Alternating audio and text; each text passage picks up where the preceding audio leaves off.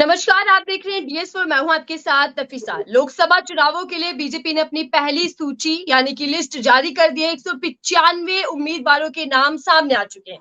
कई पुराने नाम जो सांसद कई बार जीत दिला चुके हैं बीजेपी को, उनके नाम काट दिए गए। खासकर दिल्ली की बात करें हम, 5 में से 4 जो सांसद रह चुके हैं उनके नाम बदल दिए। मीनाक्षी लेखी जो कि मंत्री भी है, उनका भी नाम काट दिया गया। क्या है बीजेपी, क्या की कौन सी रणनीति पर बीजेपी काम कर रही है, क्यों नाम काटे जा रहे हैं? बीजेपी का यही एक जो है उनका अपना तरीका है कि जो लोग जिन्होंने अच्छे काम करे हैं, जो अच्छा काम करते हैं, उनको कोई पुरस्कार नहीं मिलता और जो गलत काम करते हैं उनको कोई दंड नहीं मिलता। ये भाजपा की नीति है। जी, आपने बुरे काम की चर्चा की, मुझे रमेश डिदूड़ी जी याद आ रहे हैं। उनका टिकट भी काट दिया गया सर। हालांकि कई विवादित टिप्पणियां संसद के भीतर से उनकी सुनने को मिली थी, तो क्या यही वजह है?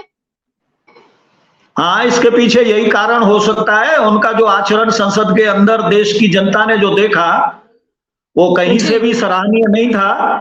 तो ये एक कारण हो सकता है, जो पार्टी हाईकमान है उसके दिमाग में ये बात रही हो। लेकिन मीनाक्षी लेखी जिन्होंने के बहुत अच्छा कार्य अपने क्षेत्र संसदीय क्षेत्र में किया, उनका भी टिकट काटना अपने आप में बड़ा आश्चर्यजनक है। सर, यही मैं समझना चाह रही हूँ, बीजेपी उन लोगों के टिकट काट रही है जो दिग्गज नेता कहलाए जाते हैं, जिन्होंने कई बार जीत दर्ज कराई है। मीनाक्षी लेखी का अगर टिकट कट रहा है तो क्या बगावती सुर भी सुनाई देंगे आप बीजेपी के भीतर? था संभव है। और जैसे ही पहली लिस्ट भाजपा की आई है, बगावती तेवर, जैसे कि हमारे एक क्रिकेटर हैं गौतम गंभीर, पूर्वी दिल्ली से, उन्होंने भी जो है बगावती तेवर अख्तियार कर लिए हैं। और इसके अलावा और बहुत जगहों से भी आपको ये दिखाई देगा। अभी तो लिस्ट जारी हुई है, इसके बाद देखिए इसके जो परिणाम हैं वो सामने आएंगे। जी, मनोज तिवारी जो है, सिर्फ उन्हीं का टिकट अभी कंफर्म कर दिया गया है दिल्ली की। अगर मैं खास बात करूं, दिल्ली के अंदर जो सुषमा स्वराज है, उनकी बेटी को टिकट दिया गया है। नया चेहरा, क्या लगता है कि बीजेपी या पीएम मोदी 400 प्लस का जो दावा कर रहे हैं, जो नारा दे रही है, उसी को पूरा करने के लिए अब नए चेहरों पर दाव खेल रही है? बिल्कुल, निश्चित रूप से यही इनकी मंशा है कि नए चेहरों को उतार के और हम जो है 400 पार का जो इनका दावा है, लेकिन ये दावा खोखला है। 400 पार कभी भी, इस बार तो इन्हें 200 सीटों के भी लाले पड़ने वाले हैं। जी, 200 सीटों की आप बात कर रहे हैं सर, लेकिन जयंत चौधरी पर हम आ जाते हैं। उत्तर प्रदेश के अंदर चर्चाएं बन रही है कि मात्र 2 ही सीटें जयंत चौधरी को मिल सकती है, उनकी पार्टी को। इस पर आपकी क्या राय है? अभी तक तो जैसे कि उत्तर प्रदेश की 51 सीटों की घोषणा की गई है और उसमें जो सहयोगी दल है भाजपा के, अभी तक किसी को 1 सीट भी नहीं दी गई है। तो अब आगे देखिए क्या होता है। अभी तक तो किसी तरीके की कोई घोषणा है नहीं। ये भी लगता नहीं है कि 2 सीटें भी दे पाएंगे कि नहीं दे पाएंगे। लेकिन वैसे जहां तक जयंत चौधरी की बात है, उनका कम से कम पश्चिमी उत्तर प्रदेश में इतना जनाधार है कि उनको पश्चिमी उत्तर प्रदेश की कम से कम 10 सीटें मिलनी चाहिए थी। आप 10 की बात कर रहे हैं, लेकिन देखते हैं। हालांकि जयंत चौधरी कह रहे हैं कि मेरा दिल जीत लिया पीएम मोदी ने। सर, आप इस फैसले को, आप इस पूरी जो पहली सूची सामने आई है बीजेपी की, आप कैसे देख रहे हैं इसको कि ये फायदेमंद साबित होगी या नुकसानदायक साबित होने वाली है? और ये विपक्षी नेताओं पर, विपक्षी दलों पर कितनी भारी पड़ने वाली है? चुनाव तो चुनाव होता है नफीसा जी, ऐसा कुछ नहीं है। भारी पड़ने वाली है। जब देश की पब्लिक का मूड बदलता है तो अच्छे अच्छे धुरंधर धराशायी हो जाते हैं। लेकिन यहाँ तो पीएम मोदी मंत्र जीत का 400 प्लस का टारगेट रख रहे हैं। 100 दिन बचे और कह रहे हैं कि लग जाएंगे काम पर अपने अपने। हाँ, सभी काम पे लग जाएं, लेकिन जब चुनाव हो जाते हैं उसके बाद सिर्फ कोई भी काम अगर कोई होता है तो हमारे माननीय प्रधानमंत्री जी, चाहे कोई गाड़ी का उद्घाटन करना हो, रेल का करना हो, किसी कार का उद्घाटन करना हो, सड़क का उद्घाटन करना हो, तो किसी सांसद को और मंत्री को इसका अधिकार नहीं होता कि वो हरी झंडी दिखाए। हमारे माननीय प्रधानमंत्री जी की छोटी से छोटी चीजों को हरी झंडी दिखाकर उसको जो है शुभारंभ करते हैं उसका। और लास्ट में जब चुनाव आते हैं तो किसी सांसद को कोई आजादी नहीं होती काम करने की, फिर ठीक रहा उनके सिर फोड़ा जाता है।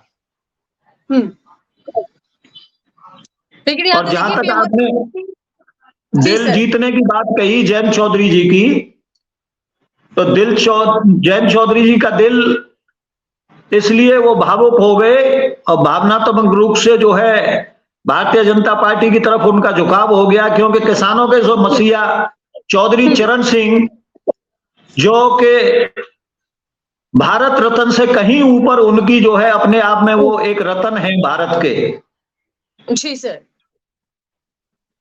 तो और वो इसके लिए डिजर्व करते थे और उनको बहुत पहले मिल जाना चाहिए था भारत रत्न। मिला, बहुत देर से मिला। जी सर, एक तरफ पीएम मोदी का ब्रांड, जो पीएम मोदी बन चुके हैं, ब्रांड माना जाता है उनको, और उनके मंत्र की बात की जाती है, जीत का मंत्र वो अक्सर अपने सांसदों को, मंत्रियों को देते हैं। उनके सामने राहुल गांधी हो या फिर तेजस्वी यादव की हम बात कर ले, अखिलेश यादव की हम बात कर ले, आप इनको कहाँ खड़े देख पाते हैं? क्योंकि तीनों ही युवा नेता हैं और तीनों ही लगातार बीजेपी को चुनौती दे रहे हैं कि इस बार आप कहीं ना कहीं हार जाएंगे, हमारा गठबंधन जीत जाएगा। निश्चित रूप से चुनौती पेश की है और भारतीय जनता पार्टी की जो छटपटाहट और घबराहट, जिस तरीके से छोटे दलों को एन केन प्रकारेण अपनी तरफ मिलाने की जो भारतीय जनता पार्टी की छटपटाहट है, वो साफ आपको दिखाई देती है। और वो इसी कारण है कि जो राहुल और तेजस्वी यादव, ममता बनर्जी, आम आदमी पार्टी, ये लोग साथ आए हैं। इसकी वजह से भारतीय जनता पार्टी में एक बौखलाहट और एक बेचैनी सी कहीं ना कहीं जरूर दिखाई देती है। तो आपको ये लग रहा है कि बीजेपी जो एक के बाद एक दल को अपने साथ शामिल कर रही है, चाहे नीतीश कुमार हो, जैन चौधरी हो, तो बौखलाहट है कि कहीं ना कहीं विपक्ष एक साथ जो ना आ जाए? यस, इसके पीछे यही कारण है। उनको हार का डर सता रहा है, इसीलिए छोटे दलों को अपनी तरफ मिलाने के लिए किसी भी तरीके से उनको अपनी तरफ मिलाने का प्रयास भारतीय जनता पार्टी किए हुए है। लेकिन सर देखिए, पिछले कई दिनों से जब से गठबंधन बना है, तब से चर्चा लगातार यही हो रही है राजनीतिक गलियारों में कि विपक्ष के पास ना नीति है, ना नेता है, ना नेतृत्व है।